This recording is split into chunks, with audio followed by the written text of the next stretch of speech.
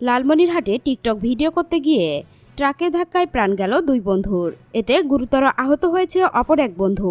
শনিবার রাতে লালমনিরহাটের কাকিনা রংপুর মহিপুর সড়কে গঙ্গাচওড়া শেখ হাসিনা সেতুতে এ দুর্ঘটনা ঘটে।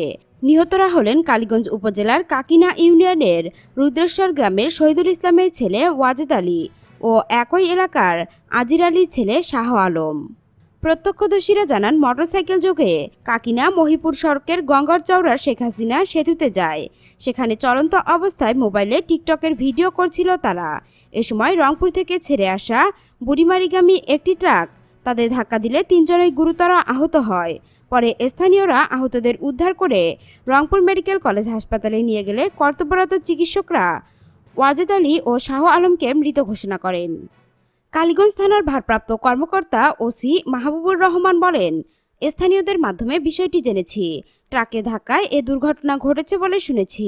তবে নিহতরা আমার থানা এলাকায় হলেও ঘটনাস্থল গঙ্গাচওড়া থানা এলাকায়। দর্শক, এখনকার মতো এখানেই শেষ। পরবর্তী আপডেট নিউজ পেতে আমাদের এই চ্যানেলটিকে সাবস্ক্রাইব করে রাখুন।